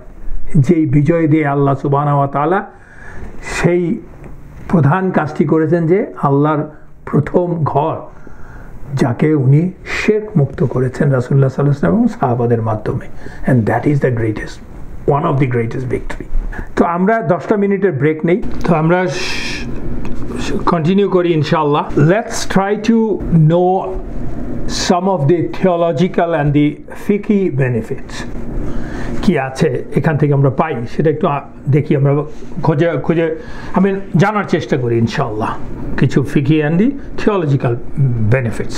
আমরা জানি রাসূলুল্লাহ সাল্লাল্লাহু আলাইহি ওয়াসাল্লাম বলেছেন, যে কেউ আশা করে বা ভালোবাসে, পছন্দ করে যে অন্যরা তাকে বা তার জন্য দাঁড়িয়ে সম্মান দেখাবে, জেনে রাখো তাহলে তার আসন বা অবস্থান হবে জাহান্নামে। Very dangerous thing. কেউ যদি ভাবে, আমরা দেখি আমাদের সব সমাজে আমরা দেখি একজন সম্মানিত ব্যক্তি, সকল আপনি কথার কথা, আপনি একজন আমলা, একজন মন্ত্রী, একজন নেতা, একজন প্রফেসর সাহেব আসছেন, আপনার দেখা দেখি, বা আপনি একজন বয়স্ক লোক আসছেন, আসলে লোকজন দাঁড়িয়ে যাবে আপনার জন্য, এটা কাস্টম। রাসূলুল্লাহ সাল্লাল্লাহু আলাইহি ওয়াসাল্লাম বলছেন যে কেউ যদি এমন আশা করে তাহলে জেনে রেখো তার আসন হবে জাহান্নামে। এবং রাসূলুল্লাহ সাল্লাল্লাহু আলাইহি ওয়াসাল্লাম তার জীবন দিয়ে তা প্রমাণ করেছেন। আমরা জানি প্রথম দিন যখন রাসূলুল্লাহ সাল্লাল্লাহু আলাইহি ওয়াসাল্লাম মদিনায় এসেছিলেন, যখন ওনারা বসেছিলেন, তখন কিন্তু মদিনায় যে অন্য মুসলমানরা ছিলেন তারা আবু বকর রাদিয়াল্লাহু আনহুকে যে সামনে যে তাকে খেদমত করা, তাকে সালাম দেওয়া শুরু করেছে, ভেবেছে যে সেই হচ্ছে রাসূলুল্লাহ সাল্লাল্লাহু আলাইহি ওয়াসাল্লাম। তখন আবু বকর রাদিয়াল্লাহু কী করেছিলেন, যে যেহেতু রোদ পড়ছিল রাসূলুল্লাহ সাল্লাল্লাহু আলাইহি ওয়াসাল্লামের মুখে, তখন উনি ওনার কাপড়টা নিয়ে রোদটা আড়াল করে দিচ্ছিলেন, এবং তখন লোকজন বুঝতে পারছিল কে নবী। মদিনাতে এমন অনেক সময় অনেক বাইরের যারা ডেলিগেটস এসেছে, তারা মদিনায় ঢুকে রাসূলুল্লাহ সাল্লাল্লাহু আলাইহি ওয়াসাল্লামকে খোঁজ করছে, অথচ রাসূলুল্লাহ সাল্লাল্লাহু আলাইহি ওয়াসাল্লাম তাদের সামনেই বসা আছে মসজিদে নববীতে অন্যান্য সাহাবাদের সাথে, কেউ বুঝতে পারছে না কে নবী। রাসূলুল্লাহ সাল্লাল্লাহু আলাইহি ওয়াসাল্লাম এই নির্দেশটা খামাখা দেন নাই, উনি সেটা পালন করেন। কিন্তু হুদাইবিয়াতে যে ঘটনাটা ঘটলো, that was a special thing. যেমন আমরা জানি চুক্তির সময় আল মুগিরা ইবন শুবা কি করেছিল, ওর চাচা যখন এসেছিল করতে, চুক্তির আলোচনা করতে, তখন আল মুগিরা ইবন শুবা তার আপাদ মস্তম শিরস্ত্রাণ সব কিছু ঢেকে সে দাঁড়িয়েছিল তলোয়ার নিয়ে, রাসূলুল্লাহ সাল্লাল্লাহু আলাইহি ওয়াসাল্লামের সাথে রাসূলুল্লাহ সাল্লাল্লাহু আলাইহি ওয়াসাল্লামকে গার্ড দিচ্ছিল এবং রাসূলুল্লাহ সাল্লাল্লাহু আলাইহি ওয়াসাল্লাম বসেছিলেন। That is a special time because the situation was very fluid and dangerous. এবং মক্কায় ঢোকার জন্য কন্টিনিউয়াসলি নানান ছলে ওরা বাধা দিচ্ছে। মুসলমানদের অবস্থাটা ওরকম পরিষ্কার না, তখন মুসলমানরা কি করবে, ভয়ঙ্কর একটা অবস্থা আসলে। সেই সময় রাসূলুল্লাহ সাল্লাল্লাহু আলাইহি ওয়াসাল্লামকে গার্ড দেয়া, তাও আবার এসছে একজন মুশরিক, arch enemy of Muslim, Quraish থেকে এসছে নেতা। ইট ইজ হিজ ডিউটি, সেজন্য সে রাসূলুল্লাহ সাল্লাল্লাহু আলাইহি ওয়াসাল্লামকে গার্ড করছিল। এবং আরেকটা জিনিস, সেটা হচ্ছে যেই মুশরিক নেতা এসছিল মক্কা থেকে, সে তো তার কাছে তো একজন লিডার মানে হচ্ছে অন্য সবাই তাকে, যেহেতু সে গোত্রপতি, লিডার মানে কি আসলে ট্রাইবাল লিডার, তার মানে অন্যরা সবাই তার ছেলে মেয়ে অথবা ভাতিজা ভাতিজি, তারা তো তার কাছে নত জানে সবসময়, সে সবসময় উপরে দাঁড়িয়ে থাকে। তো তার সাথে যখন আলোচনা হবে তখন তাকে কিন্তু তার মতো করেই বুঝ দিতে হবে যে রাসূলুল্লাহ সাল্লাল্লাহু আলাইহি ওয়াসাল্লামের সম্মানটা কতটুকু আমাদের কাছে, আমরা কতটা তাকে ভালোবাসি, কতটা তাকে উপরে মর্যাদা দান করি, সেটা আমাদের তাকে বোঝাতে হবে। হাউ ইম্পর্টেন্ট রাসূলুল্লাহ সাল্লাল্লাহু আলাইহি ওয়াসাল্লাম ইজ, বিকজ তাকে হুট করে তো আর সেই জিনিস বললে সে বুঝবে না, এই জন্য করেছে। কিন্তু তার মানে এই না যে রাসূলুল্লাহ সাল্লাল্লাহু আলাইহি ওয়াসাল্লাম এটা করতেন অন্য সময়। So we should be very careful about that. আর একটা হচ্ছে ইসলামে শুভ অশুভ লক্ষণ যেটাকে বলে, তাই না, শুভ মানে ওমেন বলি একটা, good women and bad women, যেটাকে আরবিতে বলে আল ফাল অ্যান্ড আল কিয়ারা। আল ফিয়াল হচ্ছে শুভ লক্ষণের কিছুর ইঙ্গিত, কোনো কিছু শুভ লক্ষণের ইঙ্গিত দেওয়া, সেই ঘটনাটা কোনো ঘটনা হতে পারে, কোনো কাজ হতে পারে, গুড ওমেন। আর টিয়ারা হচ্ছে অশুভ কোনো কাজ বা ঘটনা ইঙ্গিত দেওয়া, কোনো অশুভ কিছুর ইঙ্গিত দেওয়া। ঠিক যেমনটি ঘটেছিল যখন রাসূলুল্লাহ সাল্লাল্লাহু আলাইহি ওয়াসাল্লাম সোহাইল ইবনে আমরকে আসতে দেখলেন, মনে আছে আপনাদের? যেমন সোহাইল ইবনে আমরের আসতে দেখে রাসূলুল্লাহ সাল্লাল্লাহু আলাইহি ওয়াসাল্লাম বলেছেন, কি বলেছিলেন? আল্লাহ তোমাদের জন্য সহজ করে দেবেন, আল্লাহ তোমাদের জন্য সব সহজ করে দেবেন। আসলেও তাই ঘটেছিল। সোহেলের সাথেই তো আসার পরে সব চুক্তিটা আলটিমেটলি হুদাইবিয়ার হলো। So for the Muslims only believe in good omen, we call it al-fa'al, এবং that has to be referred to, linked to আল্লাহ সুবহানাহু ওয়া তাআলা। রাসূলুল্লাহ সাল্লাল্লাহু আলাইহি ওয়াসাল্লাম বলেছেন আল্লাহ তোমাদেরকে সহজ করে দেবেন। We have to go back to Allah. যেমন ধরেন গ্রহ নক্ষত্রে বিশ্বাস করা, দ্যাট ইজ কুফর অ্যাকচুয়ালি। গ্রহ নক্ষত্রের ক্ষমতায় বিশ্বাস করা, এটা তখন আরবে ছিল, আনফর্চুনেটলি এখনও আমাদের মাঝে অনেকের মাঝে আছে। হুদাইবিয়াতে একদিন বৃষ্টি হলো, বৃষ্টি হওয়ার পরে অনেক সাহাবা মানে একটা ধারণা, যেহেতু এটা জাহেলি ধারণা ছিল, তারা বললেন যে ওই নক্ষত্রের জন্য বৃষ্টি হয়েছে। তখন সেদিন ফজরের নামাজের সময় রাসূলুল্লাহ সাল্লাল্লাহু আলাইহি ওয়াসাল্লাম নামাজ পড়ে আর কি, ফজরের নামাজের পর সবাইকে ডেকে বললেন, do you know what Allah said to me last night? They said, ইয়া রাসূলুল্লাহ, Allah and Allah's messenger knows best. তা রাসূলুল্লাহ সাল্লাল্লাহু আলাইহি ওয়াসাল্লাম বললেন, আল্লাহ কি বলেছেন? Some of my slaves woke up believing in me and some woke up believing in the stars, rejecting me. আমার কিছু কিছু বান্দা ঘুম থেকে উঠেছে আমার প্রতি বিশ্বাস রেখে, আর কিছু কিছু বান্দা ঘুম থেকে উঠেছে গ্রহ নক্ষত্রের স্টারের প্রতি বিশ্বাস রেখে আমাকে রিজেক্ট করে। যারা বলেছে it rained because of the stars have rejected, disbelieved in me, and those who have said it has rained because of the blessing of Allah subhanahu wa ta'ala, they believed in me and rejected stars. So it's very dangerous. কিন্তু সাহাবারা আসলে they didn't disbelieve in Allah, ওনারা ওই জাহেলি অভ্যাস থেকে বলে ফেলছেন, not really disbelieving. তো that is a minor shirk. কিন্তু কেউ যদি সত্যি সত্যি আল্লাহর সাথে পার্টনার আল্লাহকে ডিসবিলিভ করে এবং বিন করে ওইটা, তাহলে দ্যাটস এ মেজর শিরক। You have to really do real good তাওবা। You can't ascribe any blessing to anybody other than Allah. আরেকটা জিনিস আমরা দেখেছি, কাদের অফ আল্লাহ, আল্লাহর কাদের বিশ্বাসী। দেখেন মানুষের জীবনে অনেক ঘটনা, অনেক কিছু ঘটে, সমাজে ঘটে, মানুষের ইন্ডিভিজুয়াল জীবনে ঘটে, পরিবারে ঘটে, রাষ্ট্রে ঘটে, যা আমরা বুঝতে পারি না ঘটার সময়, কিন্তু পরবর্তীতে কিছু আমাদের কাছে কিছু কিছু স্পষ্ট হয়। কিন্তু Allah knows everything, nothing happens in this universe without the knowledge of Allah. আমরা সেটা পরে বুঝি। ইভেন রাসূল সাল্লাল্লাহু আলাইহি ওয়াসাল্লাম এবং অন্যান্য প্রফেটরাও কিন্তু বোঝেন না সব কিছু, যতক্ষণ পর্যন্ত আল্লাহ তাকে না বুঝিয়ে দেবেন। যেমন ধরেন করেন ও বীর মাওনা আর রাজা, ওই ঘটনায় 80 জন যে সাহাবাকে আলটিমেটলি মোনাফেকরা কাফেররা ট্র্যাপ করে মেরে ফেললো, স্লটার করে ফেললো, যাদেরকে রাসূলুল্লাহ সাল্লাল্লাহু আলাইহি ওয়াসাল্লাম পাঠিয়েছিলেন ওদেরকে ইসলাম শিক্ষা দেওয়ার জন্য। ওদেরই অনুরোধে ওরা মুসলমান হয়েছে দাবি করে। রাসূলুল্লাহ সাল্লাল্লাহু আলাইহি ওয়াসাল্লাম তো জানতেন না যে ওনার প্রিয় প্রাণ প্রিয় সাহাবাদেরকে ওরা স্লটার করে ফেলবে, একদম সবাইকে মেরে ফেলবে, 80 জনকে।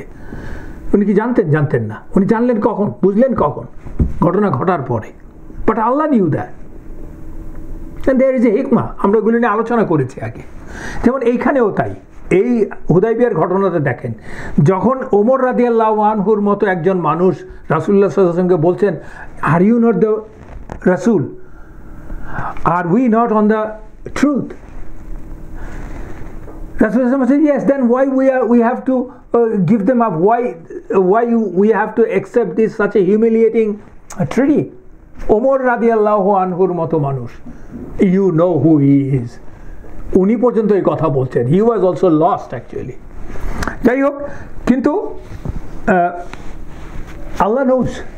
পরবর্তীতে দেখা গেছে কি দেখলাম আমরা এখন, যে এই হুদাইবিয়ার সন্ধি হচ্ছে, আল্লাহ বলছে this is the greatest victory. And that's what happened. কারণ আলটিমেট টার্গেট হচ্ছে মানুষের কাছে ইসলামের দাওয়াত পৌঁছে দেওয়া, মানুষ যাতে ফ্রিলি উইলফুলি এই দাওয়াত নিতে পারে, নেওয়ার পরে সে গ্রহণ করার না করা সেটা তার ইচ্ছা। That's a different issue, and that always gives a positive outcome. এই কাদেরের ব্যাপারে আল্লাহ সুবহানাহু ওয়া তাআলা সূরাতুল বাকারার 216 নম্বর আয়াতে বলেছেন যুদ্ধের ব্যাপারে। আয়াতটা কি? কুতিবা আলাইকুমুল কিতালু ওয়া হুয়া কুরহুল লাকুম। আমি তোমাদের জন্য ফাইটিংকে এনজয় করছি, মানে তোমাদের উপর নির্দেশ দিয়েছি, কিন্তু সেটা তোমরা হেট করো। কুরহুল লাকুম। ওয়া আসা আন তাকরাহু শাইয়ান ওয়া হুয়া খায়রুল লাকুম ওয়া আসা আন তুহিব্বু শাইয়ান ওয়া হুয়া শাররুল লাকুম ওয়াল্লাহু ইয়ালামু ওয়া আনতুম লা তা'লামুন। Perhaps ওয়া আসা আন তাকরাহু, তোমরা perhaps you dislike something shay'a wa huwa khairul lakum, but that is good for you, khair. আবার বলছেন ওয়া আসা আন তুহিব্বু, তোমরা কোনো কিছু perhaps you may love something shay'a wa huwa sharrul lakum, but that is bad for you, shar. Wallahu ya'lamu wa antum la ta'lamun. আল্লাহ জানেন, আল্লাহ সব কিছু জানেন, ইয়ালামু ওয়া আনতুম, but you do not know. আরেকটা জিনিস হচ্ছে, আরো অনেক জায়গাতে আমরা দেখেছি, এখানে আরো স্পষ্ট দেখেছি, never ever think or assume that you know better than Allah and রাসূলুল্লাহ। এখন তো রাসূলুল্লাহ সাল্লাল্লাহু আলাইহি ওয়াসাল্লাম নেই। You know, don't never ever think or assume that you know better than Quran and Sunnah. Like Omar radiyallahu anhu কি বললেন ওই ঘটনার পরে? উনি বলছেন, on that day I saw myself almost ruined. আমি শেষ, ধ্বংস হয়ে গেছি। I came out as if I almost came out of the fold of Islam. কারণ সেদিন উনি রাসূলুল্লাহ সাল্লাল্লাহু আলাইহি ওয়াসাল্লামের সাথে যে কথা বলেছেন, যে ব্যবহারটা করেছেন। এবং তারপরে ওমর বলছেন, ওয়াল্লাহি, ওই দিন যদি যে কোনো মুসলিম নেতা আমাকে বলতো যে মুসলমানদেরকে মানে যে আবু জান্দালকে ফিরিয়ে দেওয়া হলো, যখন যে যে কোনো মুসলমানকে কোরাইশের কাছে ফিরিয়ে দিতে, আমি কিছুতেই ওটা মেনে নিতাম না। জাস্ট বিকজ ইট ইজ রাসূলুল্লাহ সাল্লাল্লাহু আলাইহি ওয়াসাল্লাম, আলটিমেটলি সে তো মেনে নিয়েছে। সেই জন্য উনি বলছেন, so accuse your own opinion before you accuse your religion. নিজের ওপিনিয়নকে, মতামতকে কাঠগড়ায় দাঁড় করাও নিজের ধর্মকে দাঁড় করানোর আগে। So no other opinion stands valid when the opinion of the Quran, that is Allah, and opinion of Rasulullah sallallahu alaihi wasallam, that is Sunnah, is clear, explicit. Some opinions, some statements we may not understand, then there can be confusion. That's a different story. Allah knows where is because Allah knows the heart. If there is sincerity, it's fine. দেখলাম যে 10 বছরের শান্তি চুক্তি করলেন রাসূলুল্লাহ সাল্লাল্লাহু আলাইহি ওয়াসাল্লাম কাদের সাথে? কোরাইশদের সাথে। যেই কোরাইশরা আসলে মানে যেটাকে বলে যে ওদের রক্তের শেষ বিন্দু দিয়ে মুসলমানদেরকে বাধা দেওয়ার জন্য চেষ্টা করেছে, চরম শত্রু এবং মহাশত্রু, যাদের জন্য অন্যরাও শত্রু হয়েছে মুসলমানদের, সেই শত্রুদের, সেই নন মুসলিমদের সাথে রাসূলুল্লাহ সাল্লাল্লাহু আলাইহি ওয়াসাল্লাম চুক্তি করেছেন 10 বছরের। So it is allowed to do treaty with the non believers, with the enemies, because রাসূলুল্লাহ সাল্লাল্লাহু আলাইহি ওয়াসাল্লাম দেখিয়ে দিয়েছেন। কিন্তু সেটা নিয়ে মতামত আছে। মতামতটা কি? ইমাম শাফি এন্ড ইমাম আহমদ এন্ড আদার ইমামস, তারা বলছেন যে অ্যাট এ স্ট্রেচ 10 বছরের বেশি করা যাবে না, and you can renew that, because রাসূলুল্লাহ সাল্লাল্লাহু আলাইহি ওয়াসাল্লাম 10 বছর করেছেন। কিন্তু আদার ইমামস লাইক ইমাম আবু হানিফা অ্যান্ড আদার্স, ওনারা বলছেন সেটা 10 বছরের বেশিও করা যাবে। It depends on the ruler of the Muslim land, because he will decide with his people. He knows better. It has got interest, positive interest for the Muslim Ummah. Then he can do that. কিন্তু কিছু কিছু modern স্কলাররা বলছেন যে Muslims can have permanent peace treaty with enemy, যেটা আসলে most of the people don't agree with that. But still there are 3 opinions. এবং আরেকটা জিনিস দেখলাম, হজ ওমরা আমরা ওই যে রাসূলুল্লাহ সাল্লাল্লাহু আলাইহি ওয়াসাল্লাম বললেন সবাইকে তোমরা মাথা মুন্ডন করো, স্লটার করো, and done. So at the time of necessity you can do that. আমরা এটা আলোচনা করেছি। এবং বৃষ্টির জন্য ঘরে নামাজ পড়া, সেটাও সেই হুদাইবিয়াতেই ঘটেছে। ইবনে মাজাতে আছে, আবু আল মালি ইবন উসামা রাদিয়াল্লাহু আনহু থেকে বর্ণনা করা হয়েছে যে সেদিন বৃষ্টি পড়েছিল এবং উনি বুঝাতে চাচ্ছেন কত অল্প বৃষ্টি পড়েছে। বলেছিল যে আমাদের পায়ের তলাও ঠিক মতো ভিজেনি, এত অল্পই বৃষ্টি পড়েছিল। কিন্তু রাসূলুল্লাহ সাল্লাল্লাহু আলাইহি সাল্লামের মুয়াজ্জিন যে আজান দিলেন, সেই আজানের মধ্যে বললেন যে আমরা বলি না হাইয়া, আজানের একটা অংশ আছে না, হাইয়া লা সালাহ, হাইয়া লা সালাহ, মানে সালাতের জন্য আসো। সেখানে উনি বলছেন সাল্লু ফি বুয়ুতিকুম অর সাল্লু ফি রিহালিকুম। সাল্লু ফি বুয়ুতিকুম মানে নামাজ পড়ো, সালাত আদায় করো, ইন ইয়োর বুয়ুতিকুম মানে ইন ইয়োর হাউস, বাইত, or sallu fi rihalikum, pray in your tents, on your ride or the place where you are. এই হলো মোটামুটি আমাদের হুদাইবিয়া সন্ধি বিষয়ক আলোচনা। আমরা বেশ কয়েকটা সেশনে অতিবাহিত করলাম। এর পরপরই যে ঘটনাগুলি ঘটেছে তার মধ্যে একটি ঘটনা আমি বলে নিই খুব quickly, because we have time. সেটা হচ্ছে, যদিও এটা নিয়ে দ্বিমত আছে, সিরা লেখকদের মধ্যে, অনেক বেশি সিরা লেখকদের মধ্যে হচ্ছে যে ঘটনাটা আমরা আলোচনা করব সেটা ঘটেছিল মূলত হুদাইবিয়ার সন্ধির আগে। আমরা যে হুদাইবিয়ার সন্ধি এখন আলোচনা করছি তার আগে ঘটেছিল। কিন্তু ইমাম মুসলিম এবং ইমাম বুখারী রাহিমাহুল্লাহ ওনাদের সংগ্রহিত তথ্য অনুযায়ী, ওনাদের সংগ্রহিত ঘটনা অনুযায়ী সেটা হচ্ছে আসলে এটা ঘটেছিল খাইবার অভিযানের 3 দিন আগে, মানে হুদাইবিয়ার পরে। সেটা কি? সেটা হচ্ছে আমরা বলি সেটার নাম হচ্ছে দি কারাদ অভিযান অথবা আল গাবা যুদ্ধ। আসলে এটা কেন ইম্পর্টেন্ট, কি ঘটেছিল ওই দিন সেটা আমরা একটু আলোচনা করি।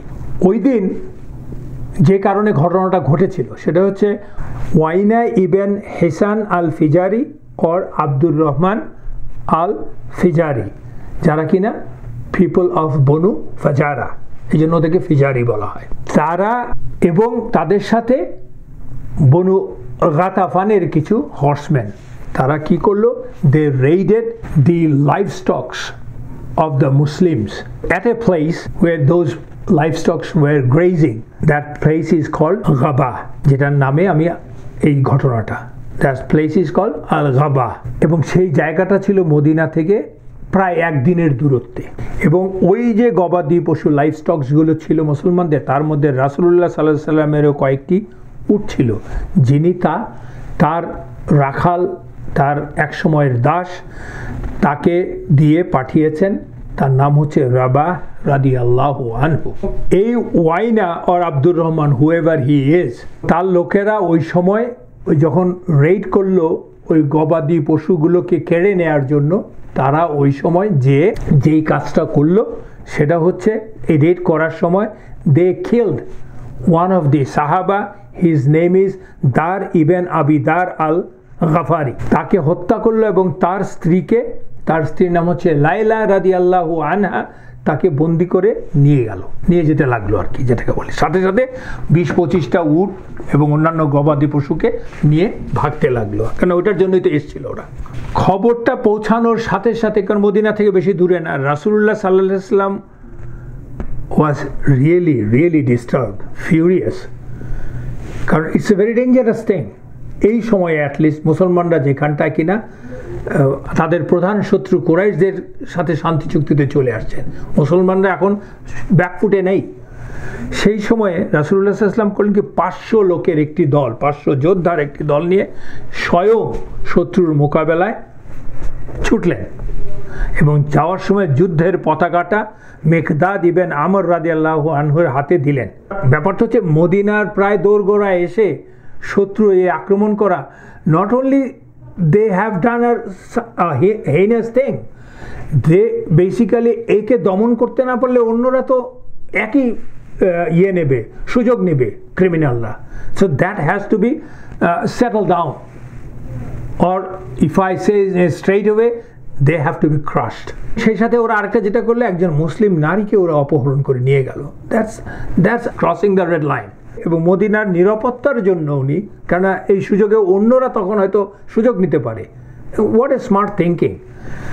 মোদির স্পেশাল একটা যোদ্ধার গ্রুপ করে গেলেন 300 জনের, যার নেতৃত্বে দিয়ে গেলেন সাদ ইবেন উবাদা রাদিয়াল্লাহু আনহু, সো দ্যাট এই সুযোগ নিয়ে কেউ যাতে আক্রমণ করতে না পারে। দিয়ে প্রিপেয়ার্ড একটা সৈন্য দল রেখে গেলেন এবং মদিনার অ্যাডমিনিস্ট্রেটিভ দায়িত্বে দিয়ে গেলেন ইবেন মাকতুম রাদিয়াল্লাহু আনহুকে। এবং রাসূলুল্লাহ সাল্লাল্লাহু আলাইহি ওয়াসাল্লাম দ্রুত তার সেনাদল নিয়ে যে পলায়নপর দুর্বৃত্ত থেকে ধাওয়া করতে দি কারাদ নামক একটা জলাশয়ের বা কূপের কাছে গিয়ে ওদের মুখোমুখি হলেন এবং ওই যুদ্ধে মুসলমানরা শত্রুর কিছু সন্ত্রাসীকে ওনারা হত্যা করলেন এবং উটগুলোকে উদ্ধার করলেন। এই হচ্ছে মূল কথাটা। তো এটার বর্ণনা দিয়েছেন ওই যুদ্ধে এই ঘটনার সাহসী বীর সালামা ইবেন আল আকওয়া রাদিয়াল্লাহু আনহু। The bravery he showed in this incident was unique. এই বর্ণনা আছে সহিহ বুখারী এবং মুসলিমে, ওনার নিজের জবানিতেই আছে। উনি বলছেন রাসূলুল্লাহ সাল্লাল্লাহু আলাইহি ওয়াসাল্লাম তার উটগুলোকে একজন রাখাল স্লেভ রাবারকে দিয়ে মদিনার কাছে এক চারণভূমিতে আল গাবাতে পাঠালেন। আমিও একই কারণে তালহার ঘোড়াটি নিয়ে সেখানে গেলাম, মানে টু গ্রেজ হিজ লাইভস্টক।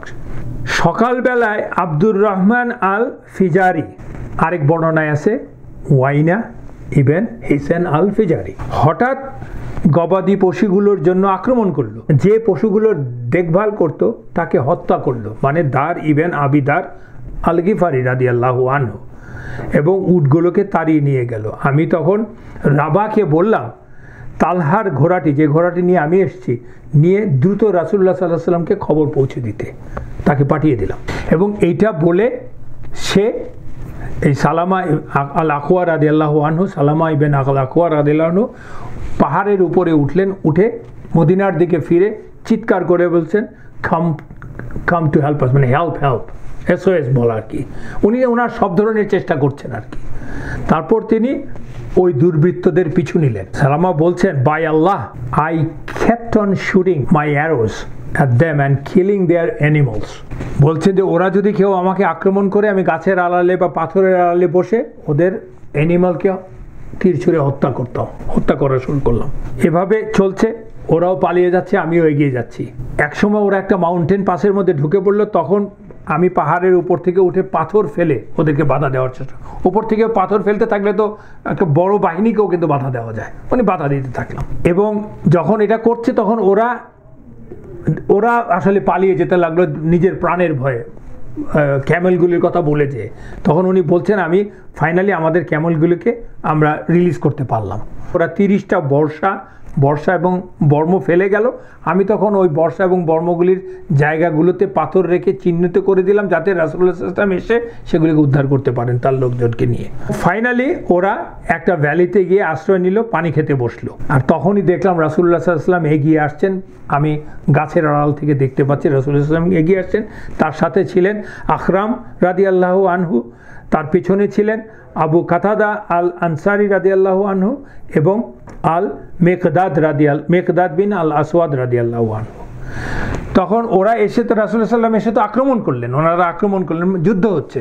তখন আকরাম রাদিয়াল্লাহু আনহুর সাথে আব্দুর রহমান আল ফিজার, ওনার বর্ণনা মতে আর কি, আল আকওয়ার রাদিয়াল্লাহু আনহুর বর্ণনা মতে আকরাম রাদিয়াল্লাহু আনহুর সাথে আব্দুর রহমান আল ফিজারের দ্বন্দ্বযুদ্ধ শুরু হলো এবং এক পর্যায়ে আকরাম ওর ঘোড়াটাকে মেরে ফেললো, কিন্তু আব্দুর রহমানের বর্ষার আঘাতে আকরাম রাদিয়াল্লাহু আনহু নিহত হলেন, শহীদ হয়ে গেলেন। যেহেতু তার ঘোড়াটা আকরাম মেরে ফেলেছে আব্দুর রহমানের, সে আকরাম রাদিয়াল্লাহু আনহুর ঘোড়া নিয়ে পালিয়ে যেতে লাগলো। এদিকে আবু কাতাদা রাদিয়াল্লাহু আনহু তখন ঘটনাটা দেখলেন, উনি দ্রুত এসে আব্দুর রহমানকে আক্রমণ করলেন এবং আব্দুর রহমানের সাথে তার ভীষণ যুদ্ধ হলো। আব্দুর রহমান আসলে আবু কাতাদা রাদিয়াল্লাহু আনহুকে আহত করে পালিয়ে গেল। উনি বলছেন আমি তখন ওদের পিছু নিলাম। সূর্যাস্তের আগে ওরা দি কারদা নামক ঝর্ণা, মানে ওয়াটার সোর্সের কাছে উপত্যকায় পৌঁছালো এবং বিশ্রাম করতে লাগলো। কিন্তু আমি ওদের পিছু নিতে থাকলাম এবং ওদেরকে নানানভাবে ব্যতিব্যস্ত করতে লাগলাম, ওদেরকে পানি খাওয়ার সুযোগ দিচ্ছিলাম না। কিছুক্ষণের মধ্যেই রাসূলুল্লাহ সাল্লাল্লাহু আলাইহি ওয়াসাল্লাম রেস্ট অফ দ্য বাহিনী নিয়ে এসে ওইখানে পৌঁছালেন। আমি তখন রাসূলুল্লাহ সাল্লাল্লাহু আলাইহি ওয়াসাল্লামকে দেখে বললাম, ইয়া রাসূলুল্লাহ সাল্লাল্লাহু আলাইহি ওয়াসাল্লাম, let me take 100 men from our people and I will go after these raiders and finish them. তখন রাসূলুল্লাহ সাল্লাল্লাহু আলাইহি ওয়াসাল্লাম আমার কথা শুনে বললেন, ও ইবন আকওয়া, তুমি আজ অনেক করেছো, অনেক ধকল গেছে তোমার উপর দিয়ে, এখন সময় তোমার মহত্ব দেখানোর জন্য। শত্রু লোক এখন গাতাফানের এলাকায় পৌঁছে গেছে and they are having their feast, ওরা ওখানে চলে গেছে আসলে। তারপরে রাসূলুল্লাহ সাল্লাল্লাহু আলাইহি ওয়াসাল্লাম বললেন, our best horseman today is Abu Qatada and our best footman মানে foot soldier today is Salama. রাসূলুল্লাহ সাল্লাল্লাহু আলাইহি ওয়াসাল্লাম সালামাকে গনিমতের দুটো অংশ দিলেন, একটার বদলে দুটো অংশ দিলেন, one for his foot soldier bravery and one being a horseman, কারণ সে ঘোড়াও নিয়ে এসেছিল। সালামা ইবন আকওয়া তখন বলছেন যে মদিনায় যখন আমরা ফিরে যাচ্ছি তখন রাসূলুল্লাহ সাল্লাল্লাহু আলাইহি ওয়াসাল্লাম আমাকে সম্মানিত করেছেন, আমাকে তার পেছনে বসিয়ে রওনা দিয়েছেন। তার সেদিনের বাহনটি ছিল, উটের নাম ছিল আল আবদা। আর এদিকে ওই যে লায়লা রাদিয়াল্লাহু আনহা, যাকে ওরা উঠিয়ে নিয়ে গিয়েছিল, উনি আসলে এক পর্যায়ে শত্রুর একটি উট নিয়ে বা ঘোড়া নিয়ে ওদের বন্দি দশা থেকে পালিয়ে এলেন। উনি যখন উটে চড়ে পালিয়ে যাচ্ছেন তখন লায়লা রাদিয়াল্লাহু আনহা প্রতিজ্ঞা করলেন। কি প্রতিজ্ঞা করলেন? আল্লাহ যদি আমাকে এ যাত্রা রক্ষা করেন, আমি এই উটটিকে জবাই করব, কোরবানি করব, মানে সাদাকা দিয়ে দেবো আর কি। যদিও ওই উটটা তার ছিল না, কারণ এটা ওদের উট ছিল। পরে মদিনায় পৌঁছে তিনি বিষয়টা রাসূলুল্লাহ সাল্লাল্লাহু আলাইহি ওয়াসাল্লাম জানালেন। জানানোর পরে রাসূলুল্লাহ সাল্লাল্লাহু আলাইহি ওয়াসাল্লাম হাসতে হাসতে বললেন, it's a bad way to repay indeed. এই যে মানে তুমি যেটা করতে চাচ্ছ, this is not the right thing. উটটার কথা ভাবো। উটটা বলছে যে আমি এত কষ্ট করে তোমাকে নিয়ে শত্রুর কাছ থেকে বের করে নিয়ে আসলাম, নিরাপদ দূরত্বে নিয়ে আসলাম, আর তুমি আমাকে স্লটার করতে চাচ্ছ। That's not the right thing to do. এর প্রতিদান হতে পারে না, ইটস এ ব্যাড ওয়ে। তখন রাসূলুল্লাহ সাল্লাল্লাহু আলাইহি ওয়াসাল্লাম বলছেন, no vow should be made or fulfilled when it involves disobedience to Allah or when it is something that you do not own. এই উট তো উনি own করেন না, রাসূলুল্লাহ সাল্লাল্লাহু আলাইহি ওয়াসাল্লাম বললেন আর কি। সো এই অভিযান থেকে রাসূলুল্লাহ সাল্লাল্লাহু আলাইহি ওয়াসাল্লাম সবাইকে নিয়ে 5 দিন পর মদিনায় ফিরে এলেন। আজকের মতোই আসলে আমাদের সেশন এখানেই শেষ, কিন্তু আপনাদের সময় আছে, you have 10 minutes, you can ask questions on this topic inshallah. আজকের মতো আমরা শেষ করি। সুবহানা রাব্বিকা রাব্বিল ইজ্জাতি আম্মা ইয়াসিফুন ওয়া সালামুন আলাল মুরসালিন ওয়ালহামদুলিল্লাহি রাব্বিল আলামিন। আসসালামু আলাইকুম ওয়া রাহমাতুল্লাহি ওয়া বারাকাতুহু।